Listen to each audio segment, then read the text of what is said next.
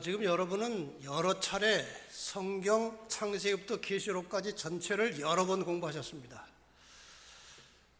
한 3번을 더 하겠습니다. 오늘 아주 성경 전체의 흐름을 아주 머리에 완전히 새겨 놓으시면 좋겠습니다. 이 도표는 제가 예언전도회를 여러 번 하면서 결론적으로 만들어 놓은 창세기 3장 15절을 기초로 해서 만들어 놓은 도표입니다. 여자, 창세기 3장 15절에 나오는 여자, 구약의 여자는 이스라엘이고 신약의 여자는 교회입니다. 이 여자를 뱀이 공격을 합니다. 이스라엘이라는 민족, 아직 국가로 형성되지 않았을 때 이스라엘의 민족을 가장 최초로 공격한 나라는 어느 나라입니까? 아직 국가가 아니고 민족으로 존재하고 있을 때 이스라엘 민족을 최초로 공격하고 못 살게 한 나라가 어느 나라예요? 애굽이죠. 그 다음에 이제 애굽에서 이스라엘이 나와서 하나의 국가로 자리를 잡게 됩니다. 그 다음에 두 번째로 이스라엘을 공격한, 특히 이스라엘의 10지파를 몰살시킨 나라가 아수라는 나라입니다. 10지파가 몰살되고 나머지는 유다지파와 베냐민 지파가 약간 남아 있었습니다. 주류는 유다지파입니다. 그래서 이 아수르가 유다지파까지 잡아먹을 수 있는, 멸망시킬 수 있는 충분한 능력과 실력이 있었지만 유다지파를 건드리지를 못했습니다. 누가 막으셨습니까? 하나님이 막으셨는데 왜 막으셨습니까? 유다지파를 통해서 여자의 후손이 태어날 것이 예언이 되어 있었습니다. 그 길은 막으면 안 되는 거예요. 막혀질 수 없는 것입니다. 그래서 이 아수르가 북방의 10지파를 다 몰살시켰지만 남방 유다는 못 건드렸습니다. 하나님께서 붙들고 계셨습니다. 그러나 이 유다인들이 계속 하나님께 반역했기 때문에 멸망은 안 했지만 포로로 잡혀가는데, 이때 포로로 잡아간 나라가 바벨론입니다. 이후로 바벨론 다음에 일어난 페르시아, 헬라, 로마 제국에 의해서 이스라엘은 말할 수 없는 고통과 시련을 당했습니다. 이 나라들이 주로 하는 일은 이스라엘을 멸종시키든지 그들을 완전히 타락시키고 세속화시키는 거예요. 특히 로마 제국은 구약의 여자 이스라엘과 여자의 후손 예수 그리스도와 신약의 여자 교회를 핍박한 가장 대표적인 제국이 로마 제국이에요. 예수님을 십자가에 못 박은 장본인이에요. 그 다음에 이 로마 제국이 열국으로 분열됐고 그 사이에서 뭐가 올라왔습니까? 작은 뿔이 올라와가지고 점점점 커지더니 세상을 지배하게 되었습니다. 그가 바로 중세 시대를 지배했던 로마 교회입니다. 이 긴 기간 동안, 1000년이 넘는 기간 동안에 이 땅에 남겨진 교회의 성도들이 무수하게 핍박받고 죽어갔어요. 그러나 하나님의 시간표에 의해서 1260년이 끝나고 상처를 입고 무대 뒤로 들어갔어요. 근데 계시록 13장에 보면은 죽게 된 상처가 어떻게 된다고 그랬어요? 나음을 입겠다고 그랬어요. 다시 올라왔어요. 그것이 1929년의 일입니다. 라테란 조약을 통해서 잃어버린 바티칸을 다시 찾아가지고 다시 주권 국가로 등록을 하고 활동을 시작한 것이 1929년이에요. 상처가 나왔고 다시 일어났습니다. 로마 교회가. 목적은 뭡니까? 남은 자손을 없애는 것입니다. 이것이 로마 교회의 목적입니다.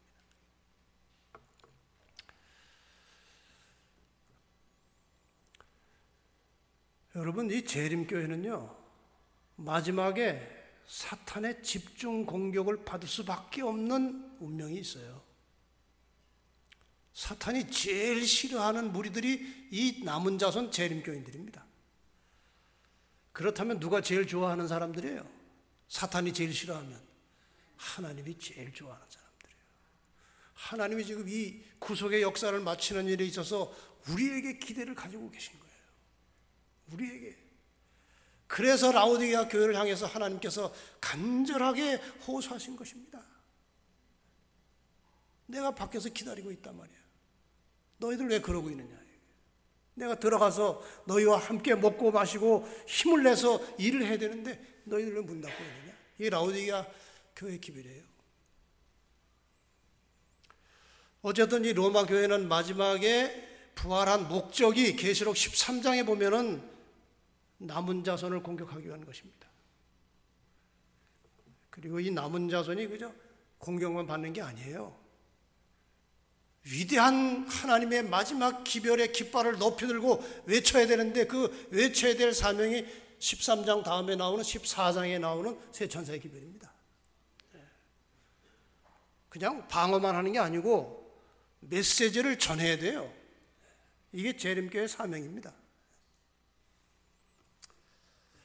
자, 이래서 이제 마지막 싸움이 이렇게 준비되는 과정이 있다고 보면 됩니다. 이 하나님께서 창세 이후로 창세기 3장 15절의 메시지에 근거해서 하나님께서 이루어 오신 구속 사업의 마지막 단계에 우리가 와 있는 겁니다.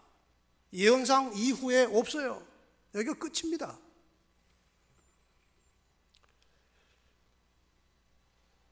그 다음에 창세기 3장 15절에 나오는 또 하나의 주인공은 여자의 후손입니다.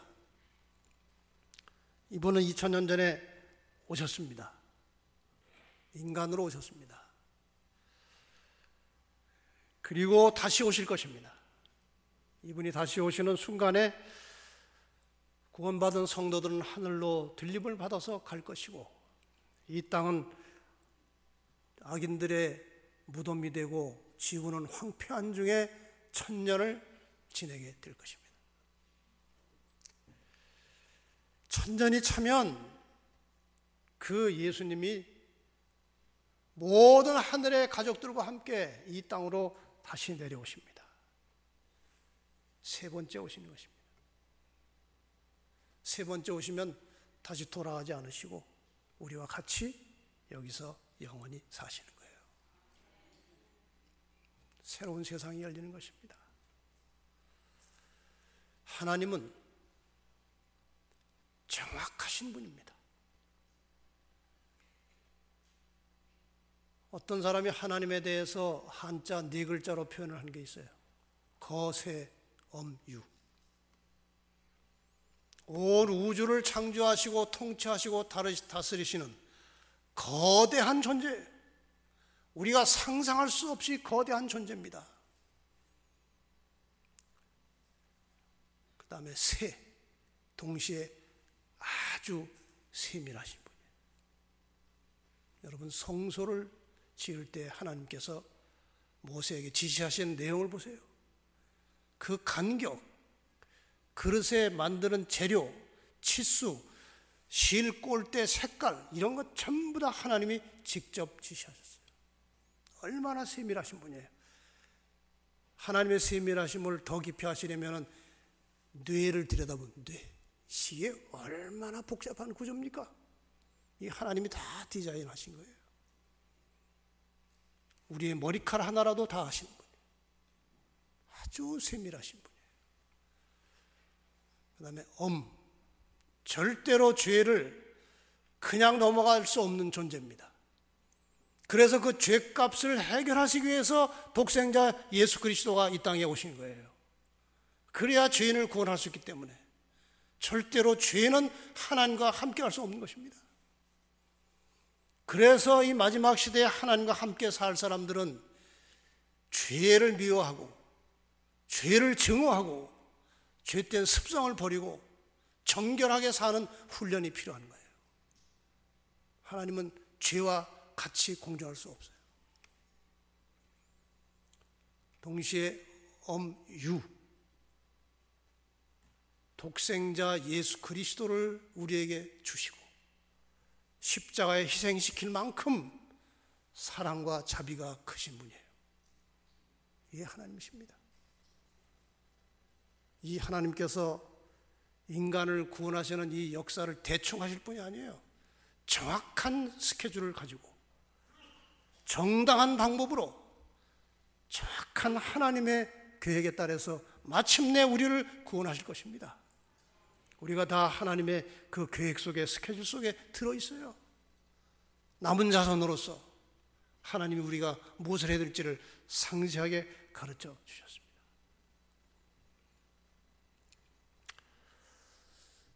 이 역사를 이렇게 또 표현할 수 있어요. 지구는 지금 헛바퀴를 하나 도는 역사입니다. 공회전.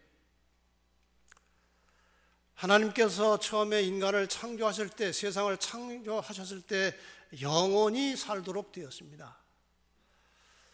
근데 인간이 타락함으로 이 영원이라는 시간을 벗어나게 되었고 헛바퀴를 돌게 된 겁니다. 지금 우리는 이 영혼이라는 시간을 벗어난 것 자체에 대해서 신학적으로는 비생명, 비존재라고 합니다. 존재하는 것 같지만 존재가 없는 거예요. 영혼에서 벗어났기 때문에, 생명에서 벗어났기 때문에.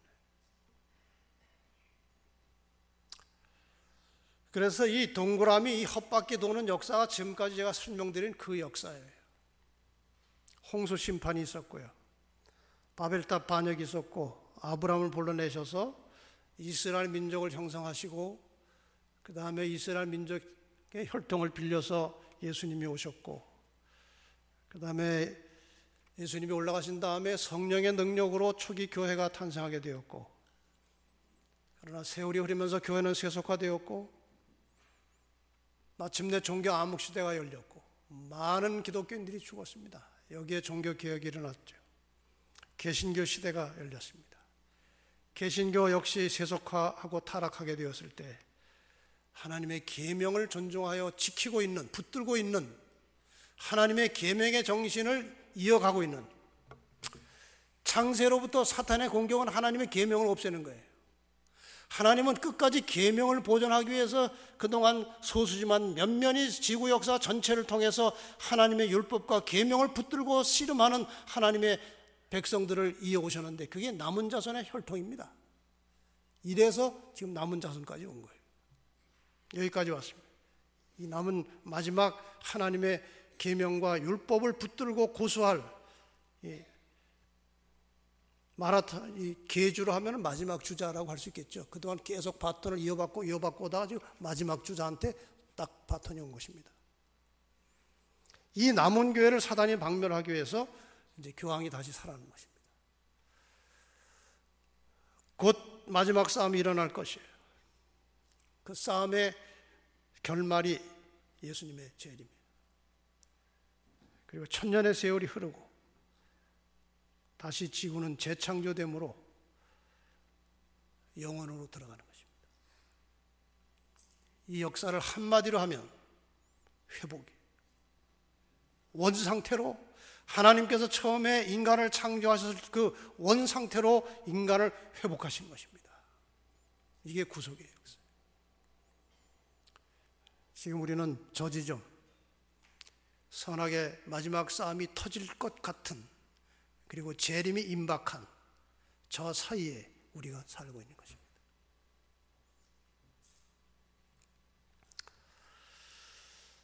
자, 다시 한번 전체를 이제 예언적으로 요약하겠습니다. 이 도표는 제가 이 집회를 위해서 다시 한번 이제 그려본 거예요. 예언을 놓고 볼 때 지구 역사가 어떤가? 이 역사는 이제 창조로 시작됐죠.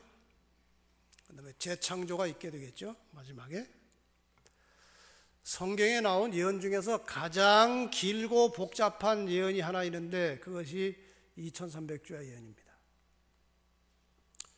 이 속에 수많은 일들이 벌어지는 거예요. 2300년이라고 하는 이 기간 중에서 첫 번째 70주 490년은 이스라엘 민족을 위해서 따로 하나님께서 구별해 두시는 것입니다.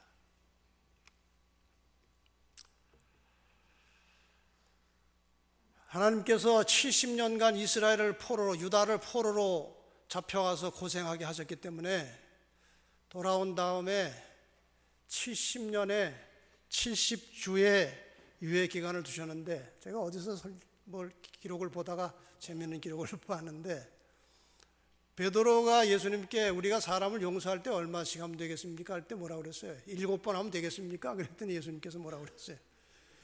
7번씩 70번이라도 하라. 그럼 그걸 숫자로 계산하면 얼마예요?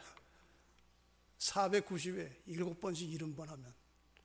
그게 꼭 490이라는 의미는 아니지만, 여기에 하나님께서 70년 동안 유리방황하고 하나님께 반역해서 이제 포로로 생활하던 이스라엘 백성들에게 7배를 더해가지고 490년이라는 기간을, 이제 은혜의 기간을 주셨다는 그런 설명도 제가 얼핏 들었어요.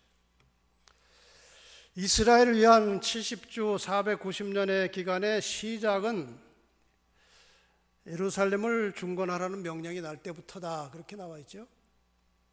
이제 역사적으로 그 중건령을 따져보면 해당될 수 있는 것이 주전 457년입니다.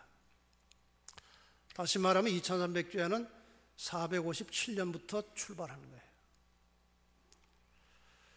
이 사이에 예수님께서 기름 부음을 받으신, 침례 받으신 장면이 나오죠. AD 27년입니다. 그 다음에 3년 반 후에 예수님께서 십자가에 돌아가신 장면이 나옵니다.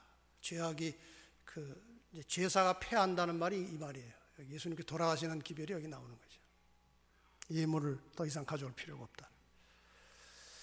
그 다음에 예수님께서 돌아가신 다음에도 여기 한 3년 반 기간이 더 남았는데 그것이 34년입니다. BC 457년부터 490년을 계산하면 주전 주후 0년 없는 거 빼버리고 해서 계산하면 34년이 끝입니다.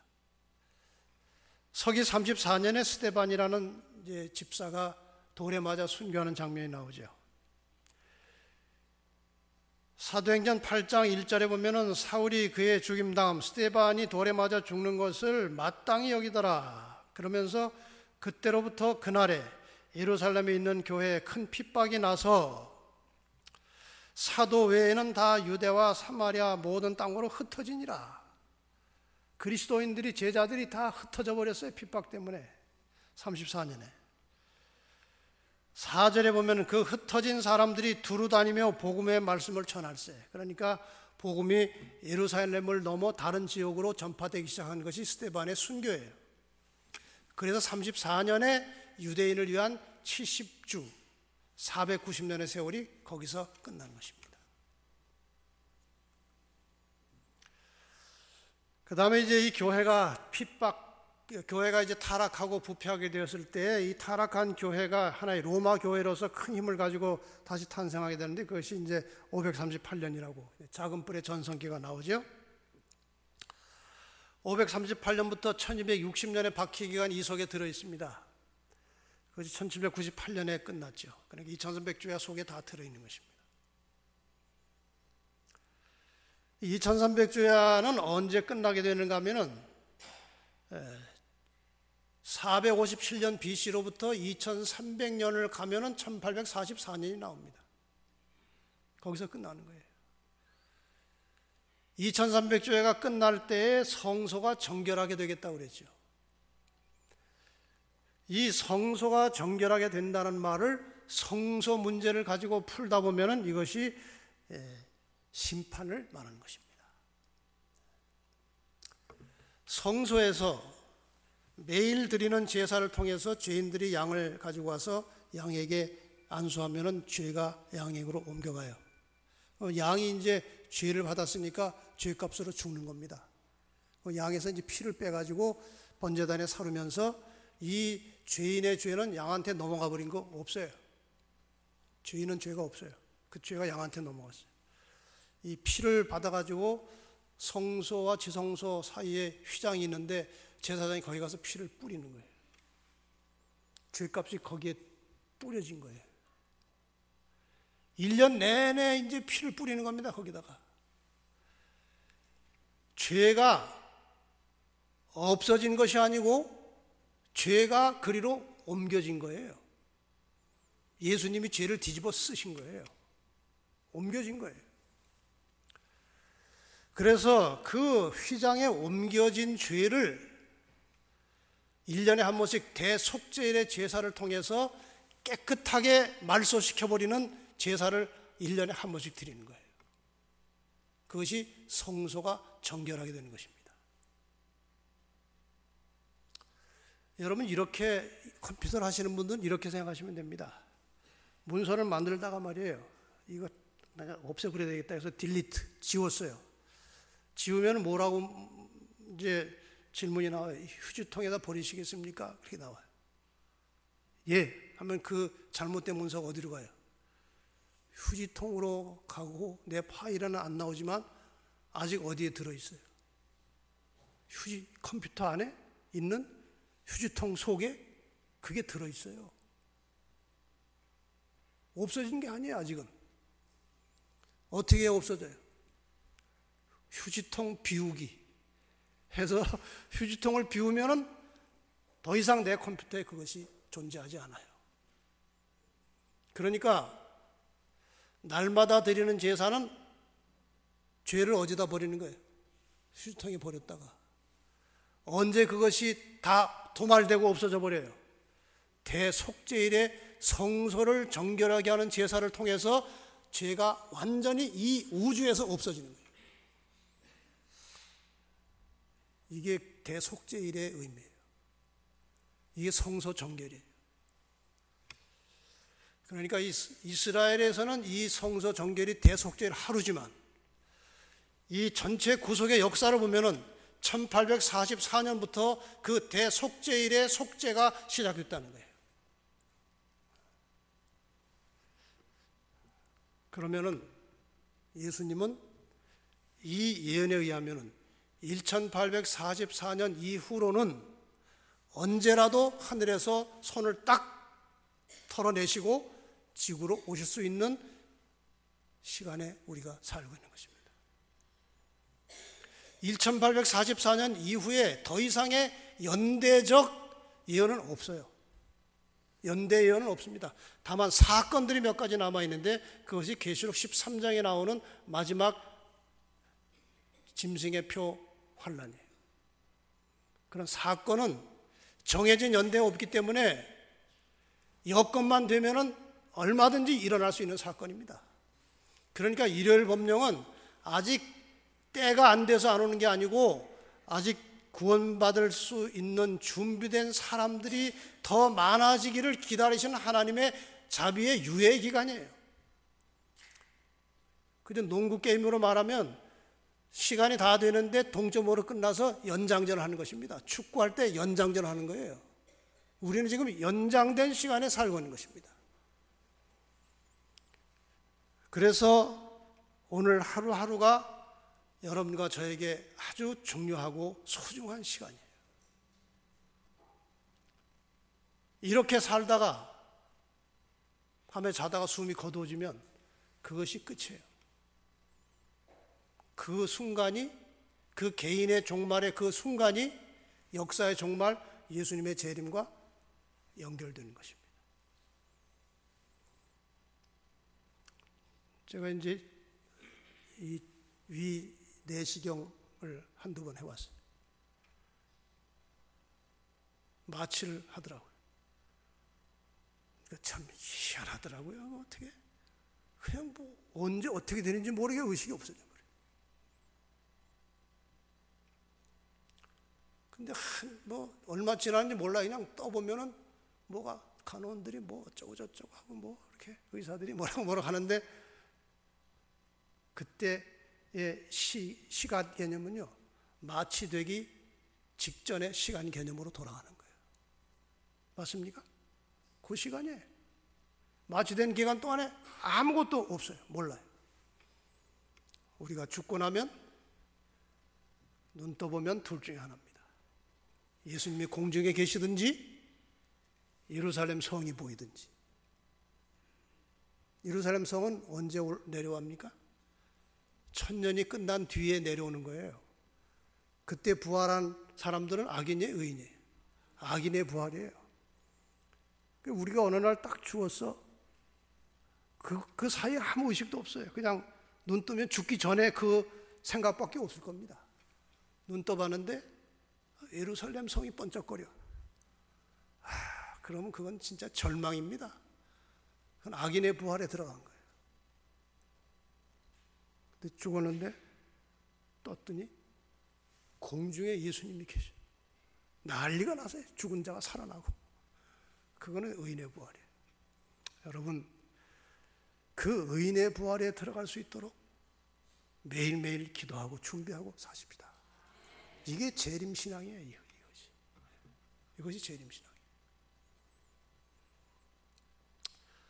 재림하십니다. 분명히 오십니다. 믿으십니까? 예수님이 오신다는 사실 100% 믿으십니까? 저도 100% 믿어요. 0.1%도 의심하지 않아요. 오십니다. 안 믿어도 오십니다. 준비가 됐든지 안 됐든지 믿든지 안 믿든지 주님은 오십니다. 그리고 천년이 지날 것입니다. 그리고 재창조. 자, 지금 여러분 지구 역사를 몇 번 했습니까? 한 7, 8번 하신 것 같습니다. 하나님께서 계획하신 이 구속의 역사가 지금 거의 마쳐지고 있습니다. 각시대 대쟁투에 보면 성경에 계시된 가장 엄숙하고 영광스러운 진리 가운데 하나는 구원의 위대한 사업을 완성하기 위한 그리스도의 재림에 관한 진리다. 오랫동안 사망의 음침한 골짜기에서 방황하도록 버려졌던 하나님의 백성들에게 부활이요 생명이신 그리스도께서 당신의 버림받은 백성들을 본향으로 데려가기 위하여 다시 오신다는 약속은 귀중하고 기쁨에 넘치는 소망을 주고 있다. 재림의 교리는 바로 성경의 근본적 주제이다. 만약에 재림에 대해서 무관심하다면 성경의 근본을 모르는 것입니다. 성경의 근본을 모른다면 더 이상 그리스도인이 아닙니다. 지금 일반 개신교에서는요, 재림에 대한 설교를 거의 하지 않습니다. 재림에 대한 설교 몇 년을 교회 다녀도 한 번도 못 들었다는 사람이 부지기수로 많습니다. 왜 그럴까요? 성경의 근본을 모르는 거예요. 이 재림에 관한 신앙을 이렇게 흐려놓고 무관심하게 만든 가장 치명적인 교리가 무엇인가 하면 영혼 불멸 사상이에요. 영혼은 죽지 않는다. 그래서 사람이 죽을 때 예수를 잘 믿고 죽은 사람은 그 영혼이 몸에서 분리돼서 천국으로 가고, 예수를 안 믿은 불신자들은 지옥으로 떨어져서 꺼지지 않은 불에 영혼이 탄다. 이게 그 구원관입니다. 여러분, 이 구원관 때문에 하나님은 너무나 억울해하십니다. 하나님은 너무나 오해를 받으신 거예요. 제가 이렇게 이 재림과 이 영혼 문제에 관해서 이렇게 무슨 자료를 보다가요, 놀란 것이 하나님을 안 믿는 사람들 중에 허다한 사람들이 이 시비 거는 게 이거예요. 그 하나님이라는 신이 말이에요, 도대체 어떤 신이길래 왜 기껏해야 그 100년도 못 살고 죽은 사람의 죄를 가지고 지옥에다가 던져놓고 영원토록 고통을 주느냐 이거예요. 그게 하나님이라면 나 하나님 안 믿겠다는 거예요. 근데 지금 그렇게 가르치거든요. 이 영혼불멸 사상은 에덴 동산에서 사탄이 만들어 놓은 최고의 걸작품이에요.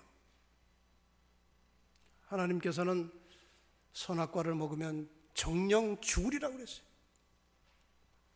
근데 이 뱀이 말이에요, 사탄이 결코 죽지 아니하리라. 이게 거짓말이에요. 하나님은 정령 죽겠다고 그랬는데 사탄은 결코 안 죽는다고 했으니 둘 중에 하나는 거짓말이잖아요. 사람이 결국 죽었습니다. 그때 사탄이 내놓은 카드가 무엇입니까? 몸은 죽었지 영혼은 안 죽었어, 이거예요. 이것이 지금까지 오는 겁니다. 여러 세대와 경로를 통해서. 여러분 재림교회 신앙을 가진 것에 대해서 자다가 일어나도 감사하셔야 돼요. 이게 얼마나 감사한 일인지 모릅니다. 이렇게 올바른 신앙과 구원관을 가지고 산다는 것이요. 이게 얼마나 모순인지 제가 잠깐 재미있는 얘기를 하나 해볼게요. 가인이 말이에요, 아벨 죽였고 가인이 회심한 흔적이 없어요. 아마 가인은 멸망받지 않을까 그렇게 이제 예측할 수 있습니다. 회심하지 않았어요. 여러 부분을 보면. 그럼 만약에 영원불멸 사상에 의하면은 가인은 그때부터 지금까지 어디서 타고 있어야 돼요? 지옥에서 타고 있어야 돼요. 그때부터. 히틀러라는 사람은 그 세계 전쟁하면서 유대인을 몇 명 죽였어요? 600만 명 죽였어요. 혹시 지옥에 갔다면 그때부터 탈 겁니다. 지금까지. 그럼 가인이 얼마든지 하나님께 항의할 수 있어요. 하나님, 나는요 한 사람 죽였는데 이렇게 오래 타야 됩니까? 저 히틀러는 600만 죽였는데 나보다 왜 덜 탑니까? 이게 얼마나 모순이에요. 공평하지 않은 하나님이에요. 여러분, 저나 여러분이나 정말 생각할수록 이 재림교인이 된 것이 참 감사한 일이에요. 어떤 개신교 목사는 뇌종양이 와가지고요, 더 이상 일 못하고 시골에 가서 요양생활하면서 그동안 바빠가지고, 그 사람은 검사 출신이에요. 바빠가지고 성경을 제대로 못 읽었다는 양심의 가책 때문에 성경만 읽었어요. 몇 년 동안 100번 정도 읽었어요. 100번 성경을 100번 읽고 나니까 자기가 가르쳤고 책 쓸 때 기록해 두었던 것이 모순이고 틀렸다는 사실을 발견했는데, 그것이 영혼이 불멸한다는 생각과 글 써놓은 것이 틀렸다는 것을 성경에서 발견했어요. 죽으면 모든 것이 소멸되고 없어졌다가 예수님 재림하실 때에 부활하신다는 것을 깨달았어요. 그래가지고 책을 냈어요. 책을. 제가 그 책을 많이 복사해서 나눠줬습니다. 여러분, 그 머리 좋은 검사 출신 목사가 말이에요, 성경을 100번 읽고 깨달은 것을 재림교인들은 성경 반도 안 보고 아는 거 아닙니까? 그러니 얼마나 복받은 사람들이에요. 매일의 생활 속에서 하나님께서 우리에게 베풀어 주신 그 은혜와 사랑에 기뻐하고 감사하고 사시기를 바랍니다. 재림이라는 것은 우리에게 그런 사랑과 은혜를 베풀어 주신 예수님을 만나는 거 아닙니까? 여러분, 재림이라는 사건을 기다리지 마시고 예수님을 기다리시기 바랍니다. 사건을 기다리면 무서워요. 그러나 예수님을 기다리면 무섭지 않을 것입니다. 얼마나 우리를 사랑하시는 분이에요. 우리가 얼마나 사모하는 분이에요.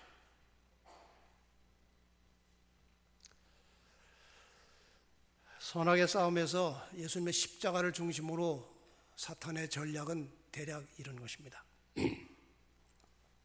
십자가 이전에 사탄의 주장은 자신이 경배를 받으려고 하는 것입니다. 하나님 대신에, 하나님처럼 자기가 경배를 받으려고 하는 거예요. 그리고 하나님의 율법은 지킬 수 없다고 주장했습니다. 하나님은 지킬 수 없는 율법을 만들어서 지키라고 하니 독재다. 이건 잘못된 것이다. 이게 사탄의 주장이었습니다. 그리고 예수님의 탄생을 방해했습니다. 탄생하지 못하도록 방해했어요. 탄생한 다음에는 인성을 쓰신 예수님을 끊임없이 공격해서 시험에 들어서 죄짓고 실패하게 하는 일에 총력을 다했어요. 그러나 예수님은 인간의 힘을,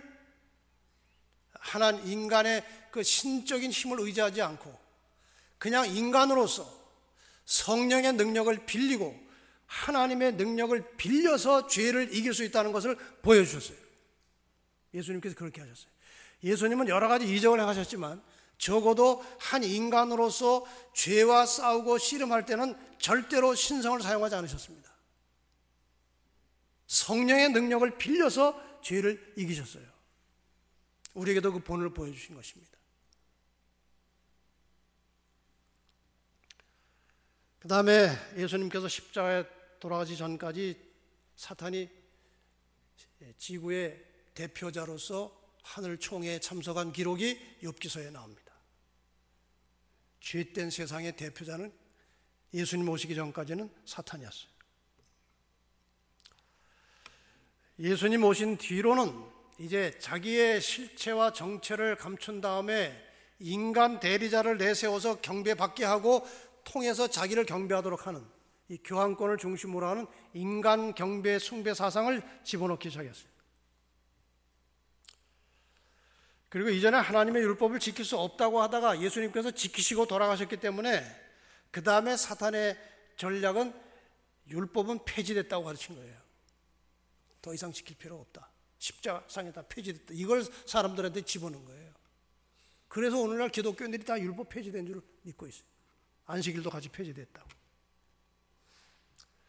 그리고 교회를 세속화시키고 타락시켰습니다. 율법을 떠난 인간은 타락할 수밖에 없어요.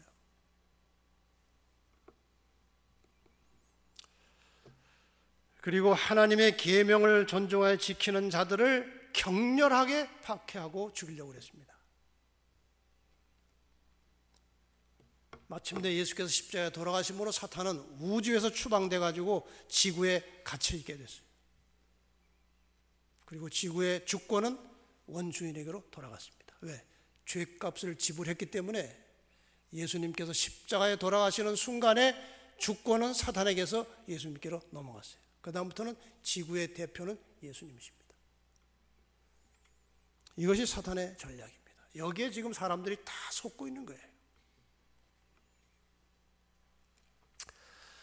그래서 결국 이 선악의 마지막 싸움의 가장 가시적이고 가장 격렬한 싸움의 쟁점은 온 세상이 두 무리로 나눠진 것입니다. 교파를 초월해서 하나의 진리를 중심으로 하나님의 참 백성들이 모이게 될 것입니다. 진리와 상관없이 하나의 교회를 중심으로 온 세상이 연합하게 될 것입니다. 이렇게 해서 둘로 나눠지는 겁니다.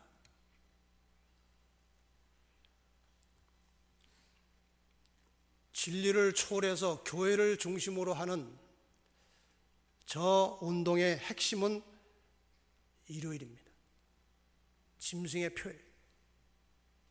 지금은 우리가 짐승의 표라고 말하면 안 된다고 그랬습니다. 일요일이 법령으로 만들어져서 사람들을 강요하게 될 것이고 그 강요된 법에 의해서 직간접적으로 교황권을 인정하고 숭배하는 것이 확실하게 드러났음에도 불구하고 일요일 예배를 드릴 때 그것이 짐승의 표가 된다고 그랬어요. 아직은 아닙니다. 반대로 교파를 초월해서 진리를 중심으로 연합하는 사람들의 핵심은 하나님의 계명과 함께 그 중심은 안식일입니다. 그래서 이 사탄의 그동안 만들어온 전략 때문에 역사의 마지막에 안식일과 일요일이 충돌하는 거예요. 그래서 중요한 것입니다. 이것이 뭐 아무 날이나 정직하게 진실하게 예배만 드리면 되는 것이 아니야. 그게 아니에요. 마지막에는 이 선과 악이 이 안식일과 일요일로 충돌하게 돼 있어요. 그래서 이것이 중요한 이슈가 되는 거예요. 지금 현재 남은 자손과 영적 바벨론이 있습니다. 남은 자손 안에도 쭉정이가 있어요. 영적 바벨론 안에 알곡이 있어요. 이 정리가 돼야 됩니다. 이제 곧. 이게 어떻게 정리될 것이냐? 좀 전에 말씀드렸던 일요일 법령이 내려지고 하나님의 계명을 존중하여 지키는 자들에게 생계를 위협할 만큼 위협적인 핍박이 몰아닥치면 이 남은 교회에 남아있던 쭉정이는 다 떨려져 나갈 것입니다. 누가 뭐라고 할 것도 없어요. 그냥 자동으로 정리되는 거예요. 사람이 할 수 없는 거예요. 여기 만약에 본부교회 담임 목사님 말에 다마실 주보에다가 이쪽에다 딱 선 긋고 여기 알곡 쭉정이 그래가지고 명단을 쫙 내면요, 큰일 납니다. 큰일 나죠. 당장 합회에다 연락해가지고 쫓겨날 겁니다. 어디 누구를 쭉정이라고 하냐고. 사람을 할 수 없어요. 해서도 안 되고. 언제 드러나요?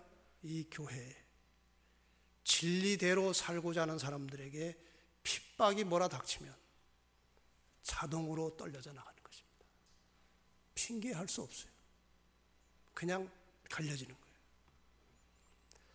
그럼 교회가 정결하게 되지 않겠습니까? 쭉정이가 다 떨려져 나갔으니까 교회는 정결하게 되는 것입니다. 이 정결하게 된 교회에 하나님께서 마지막 큰 능력을 주시는데 그것이 늦은비 성령이에요. 이 늦은비 성령을 받은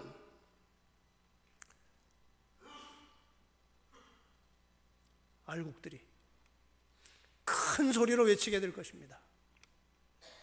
쭉정이는 절로 들어가고, 그럼 이 늦은비 성령에 의해서 마지막 새 천사의 기별을 바르게 듣고 깨달은 사람 알곡들이 나와서 남은 자손으로 옮겨지는 것입니다.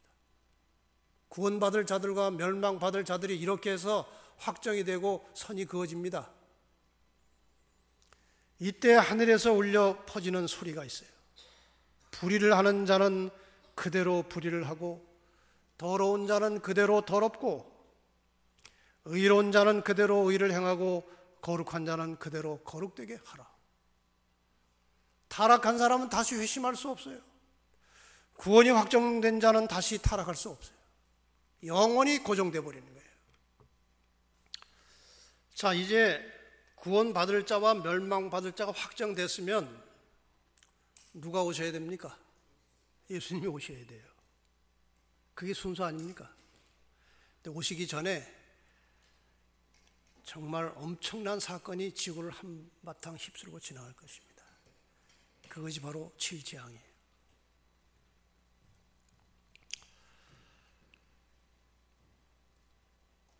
이스라엘 백성들이 애굽을 탈출해 나올 때 안 놔주려고, 애굽에서 바로가 안 놔주려고 애를 쓰고 할 때 뭐가 내려왔습니까? 재앙이 내려와서 완전히 애굽을 초토화시키고 끌고 나왔습니다. 마지막에 하나님 백성들이 하늘로 올라가려고 할 때 사탄이 야단 법석을 할 것입니다. 안 내주려고. 이때 재앙이 내려와서 지구가 초토화되는 거예요. 악하고 독한 헌대가 첫째 재앙이고, 바다가 피가 되고 생물들이 죽고, 강과 물의 근원이 피가 되고, 해가 뜨거워지고 사람을 태웁니다. 얼마나 뜨거운지. 흑암이 있어요. 그리고 선악의 영적이면서도 실제적인 마지막 전쟁, 아마겟돈 전쟁이 준비되는 단계로 6번째 재앙이 기록되어 있습니다. 아마겟돈 전쟁이 준비되면 이제 하나님의 백성들이 완전히 한쪽 코너에 몰려서 거의 죽음 일보 직전까지 가는 것입니다. 곧 죽을 것 같아요. 그런데 하늘에서 되었다라고 하는 소리와 함께 이 순간에 큰 지진이 일어나고 우박이 떨어지고 드디어 마지막 선악의 대쟁투가 벌어지면서 역사가 끝나는데, 이 순간에 예수님이 하늘에서 나타나신 거예요. 우리가 예수님의 재림에 대해서 그 상황을 생각하면 굉장히 두렵고 떨리는 무서운 시간으로 생각하고 있지 않습니까? 그런데 이 상황에서 보세요. 온 세상의 악인들이 하나님 백성들을 막 죽이려고 몰아치고 있는 터에 하늘에서 우리의 구원자가 나타나시니까 그게 무서워요? 이야, 그건 말로 표현할 수 없는 감격이에요. 뭐 비유가 적절하지 않지만 어떤 아이가 그 한 조금 나이 한 10살이나 먹은 아이가 한 15살 먹은 아이한테 막 이렇게 맞으려고 하는 순간에 옆에 그 작은 아이 아버지가 지나가면 그게 무서워요? 얼마나 감격이에요. 여러분, 재림의 순간은 절대로 무서운 시간이 아니에요. 너무나 감격스러운 순간이 될 것입니다. 무섭지 않나요? 이 순간에 대해서 각 세대 대쟁도 이렇게 묘사하고 있습니다. 하늘에서 하나님의 음성이 들리고 예수님께서 재림하실 날짜와 시간이 선포되고 하나님의 백성들에게 영원한 언약이 주어진다. 가장 큰 외성처럼 하나님의 음성은 온 땅에 들린다. 하나님의 백성들은 서서 그들의 눈을 위를 향하여 주목하고 귀를 기울인다. 그들의 얼굴은 하나님의 영광으로 환해지고 마치 모세가 시내산에서 내려온 때와 같이 빛난다. 악인들은 그들을 쳐다볼 수 없다. 안식일을 거룩히 지킴으로 하나님을 존경해온 사람들에게 축복이 선고될 때에 큰 승리의 함성이 일어난다. 곧 사람의 손바닥 반만한 작은 검은 구름이 동쪽에서 나타난다. 그것은 그리스도를 두르고 있는 구름인데 멀리서는 어둠에 둘러싸인 것처럼 보인다. 하나님의 백성들은 그것이 인자의 징조임을 깨닫는다. 그들은 엄숙한 침묵 속에서 그 구름이 땅으로 점점 가까워짐을 주목한다.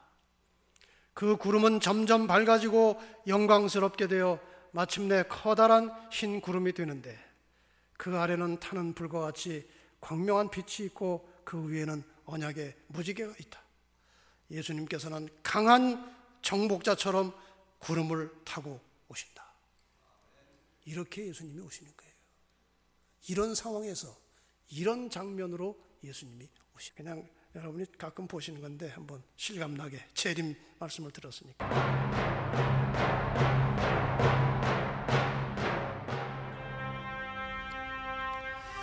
동쪽 하늘에 손바닥 반만한 검은 구름이 나타나는 거예요. 그것이 점점 가까이 내려오는데 보니까 예수님이 구름을 타고 오시는 것입니다. 악인들은 혼비백산할 것입니다. 도대체 하늘에서 이게 무슨 일이 일어나는 것입니까? 그러나 성도들은 다 알고 있었던 것이 내려오는 거예요. 주님이 오시는 것입니다. 우리를 구원하시러 주님이 오시는 거예요. 이렇게 해서 죄 많은 인간 세상의 역사가 끝이 난 거죠. 분명히 다시 오십니다. 하나님이 하신 말씀이에요.